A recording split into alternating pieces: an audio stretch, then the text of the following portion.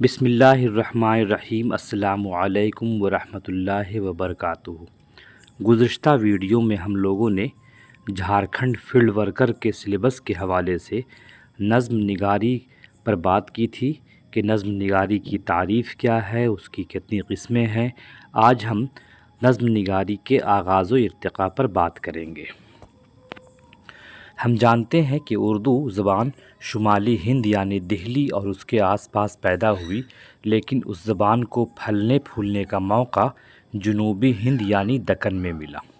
उर्दू शायरी की बात करें तो बेशतर असनाफ़ का आगाज़ दक्कन से ही होता है। उर्दू नज़्म उर्दू की एक अहम सिन्फ़ है जिसमें किसी बात को तफ़सील से बयान करने की गुंजाइश होती है, इसीलिए इस सिन्फ़ को मकबूलियत ज़्यादा ही मिली।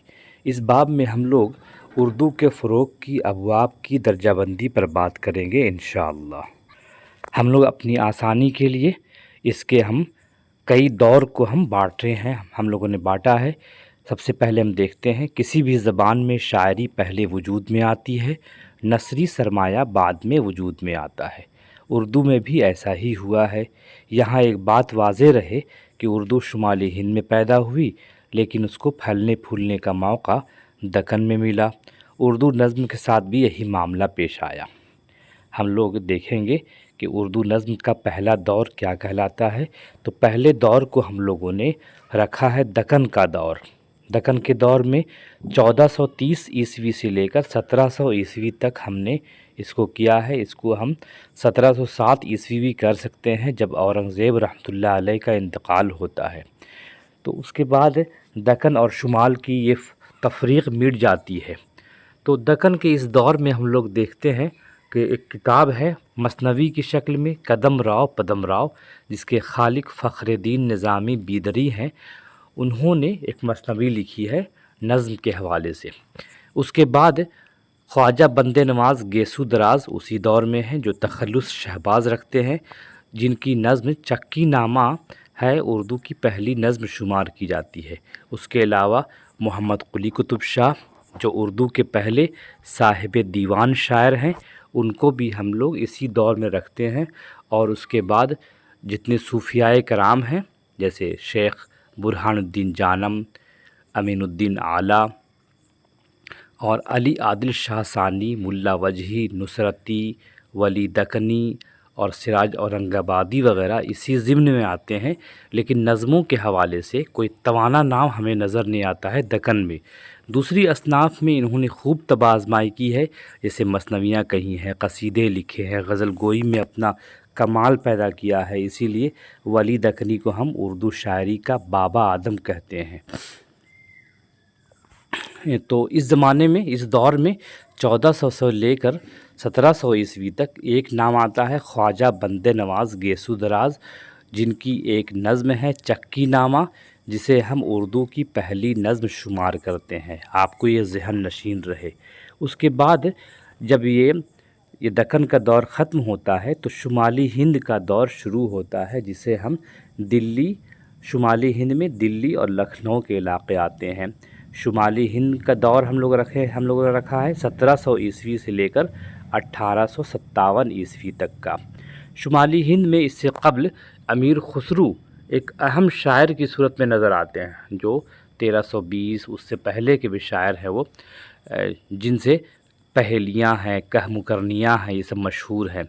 लेकिन शुमाली हिंद में मोहम्मद अफ़ज़ल झंझानवी की किताब है बिकट कहानी, जिसे हम 12 मासा कहते हैं, और ये रवायत हमने संस्कृत से अख़ज़ किया है, जिसमें 12 महीने का ज़िक्र होता है शायरी के अंदाज़ में, और उसमें औरत अपने जिस्मानी हरकत व सकनात का, अपने ख़याली बातों का इज़हार वो करती है।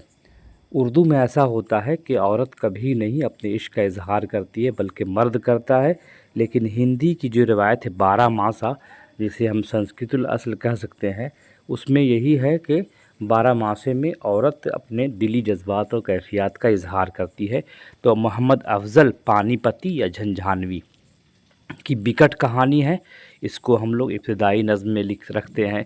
जाफ़र जटल्ली है, उनकी सूक़ियाना नज़में, ऐसी नज़में जो बिल्कुल समाज में अच्छे तबके में पढ़ने के लायक नहीं है, वो नज़में वो भी उन्होंने लिखी हैं।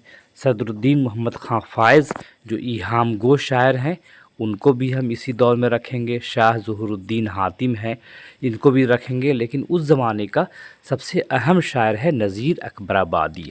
नज़मों के हवाले से सबसे अहम नाम है नज़ीर अकबराबादी का। नज़ीर उस अहद का एक अहम शायर है जिन्होंने नज़मों की वजह से अपनी पहचान बनाई है और कई अहम नज़में लिखी हैं, जिनमें आदमी नामा, रोटी नामा, बंजारा नामा वगैरह काबिल ज़िक्र हैं। ये दौर ख़त्म होता है तो उसके बाद हम आते हैं अंजुमन पंजाब, जिसे हम जदीद उर्दू नज़्म से ताबीर करते हैं। ये दौर चलता है 1857 से शुरू होता है और उसके आखिर तक ख़त्म हो जाता है, लेकिन हम लोगों ने 1936 तक हमने इसको मान लिया है। तो हम जानते हैं कि नज़्म जदीद के आगाज़ का सेहरा मोहम्मद हुसैन आज़ाद और अल्ताफ़ हुसैन हाली के सर जाता है। यानी जब मोहम्मद हुसैन आज़ाद वहाँ थे लाहौर में, वहाँ वो गए तो वहाँ उनको सरपरस्ती हासिल हुई कर्नल हॉलराइड की, जिनकी ख्वाहिश थी कि नज़मों में कुछ नए तजुर्बे किए जाएं, नई टेक्निक का इस्तेमाल किया जाए। तो मोहम्मद हुसैन आज़ाद ने उनके साथ मिलकर तरही मुशायरे की बुनियाद रखी और नज़्म जदीद जिसको हम कहते हैं, और उन्होंने कई लेक्चर्स दिए। हाली ने कई नज़में लिखी इस दौर में। तो इसमें नया इनकलाब पैदा हुआ नज़मों के हवाले से। उसके बाद इस्माइल मेरठी हैं, अब्दुल हलीम शरर हैं, अकबर इलाहाबादी हैं, और सबसे बड़ा नाम उस ज़माने का है अल्लामा मोहम्मद इकबाल, जिनको हम शायर मशरिक़ कहते हैं और उनकी नज़में बहुत अहमियत की हामिल हैं। उनको भी हम इसी दौर में शुमार करते हैं। उनके बाद जोश मलिहाबादी हैं, नज़्म तबातबाई हैं, पंडित ब्रिज नारायण चकबस्त हैं, अख्तर शीरानी हैं, अज़मतुल्लाह ख़ां हैं वग़ैरह इस ज़िम्न में शोराए कराम हैं। लेकिन अकबर इलाहाबादी, अल्लामा इकबाल और उससे पहले हाली और आज़ाद को ज़्यादा मकबूलियत हासिल हुई है। उसके अलावा दूसरे शोरा भी हैं, लेकिन उनकी अलग अलग पहचान है। तो ये दौर जब ख़त्म होता है तो फिर तरक्की पसंद तहरीक आती है 1936 ईस्वी में, और ये दौर चलता है 1960 ईस्वी तक। तरक्की पसंद तहरीक के दौर में जिन असनाफ़ खूब तरक्की की, उनमें नावल, अफ़साना और नज़्म ख़ास तौर पर अहम है। इस तहरीक से वाबस्ता शोरा ने मज़दूरों के मसाइल को अपनी नज़मों में बेहतर तरीक़े से बरता और नज़मों के मौज़ूआत में भी तनव्वुअ पैदा हुआ, फैलाव पैदा हुआ। इस तहरीक से वाबस्ता जो शोरा थे उनमें फ़ैज़ अहमद फ़ैज़ बड़ा नाम है, असरारुल हक़ मजाज़ लखनऊ के थे, जानिसार अख्तर, अली सरदार जाफ़री, साहिर लुधियानवी, मखदूम मुहिउद्दीन, मुईन अहसन जज़बी, अख्तर अंसारी, सिकंदर अली वजद, कैफ़ी आज़मी वग़ैरह के नाम नुमायाँ हैं। तो हम जानते हैं कि तरक्की पसंद तहरीक का जो दौर है ख़ासा मुतासिर करने वाला दौर है, और ये दूसरी बड़ी तहरीक है उर्दू की। दो तहरीकें हैं उर्दू में, पहली है सरसियत तहरीक और दूसरी है दूसरी है तरक्की पसंद तहरीक। इसके बाद हल्क़ा अरबाब ज़ौक़ को भी रखते हैं हम, क्योंकि हल्क़ा अरबाब ज़ौक़ का क़याम 1939 में हो गया था तरक्की पसंद तहरीक की मुखालफत में। पहले इसका नाम बज़्म दास्तां गोया था, लेकिन बाद में इसका नाम हल्क़ा अरबाब ज़ौक़ रखा गया और ये हल्क़ा अभी तक काम कर रहा है। तो इस हल्क़े से वाबस्ता फ़नकारों ने तरक्की पसंद तहरीक के फ़रसुदा मौज़ूआत की नफ़ी की और नए मौज़ूआत पर नज़में कहीं।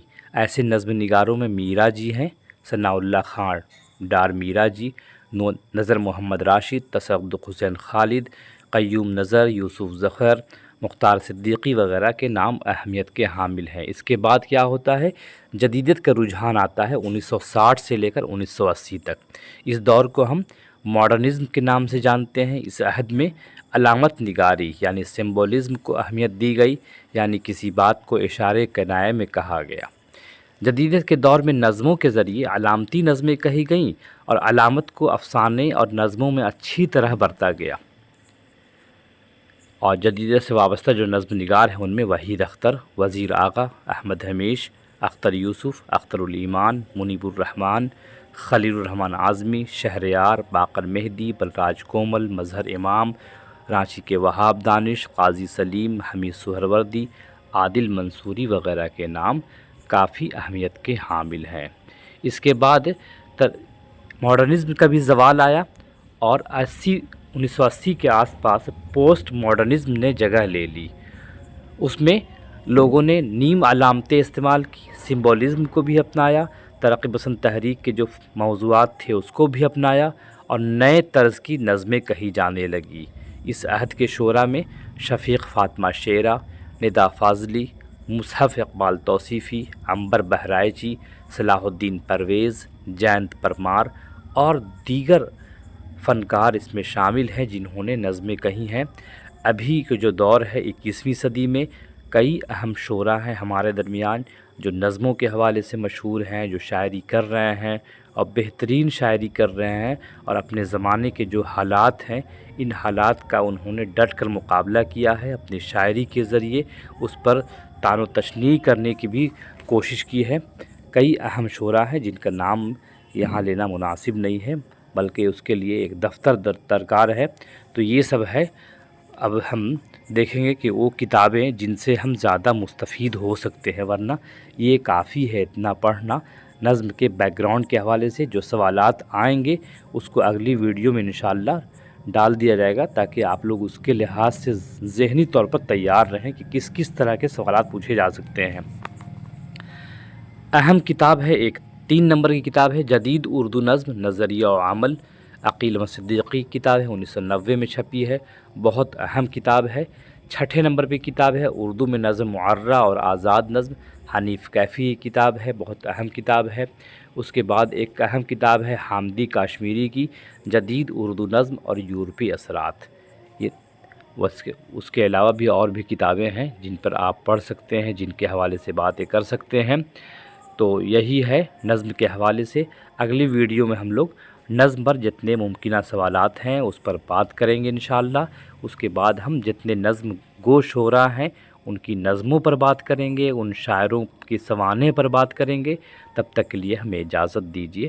خدا حافظ۔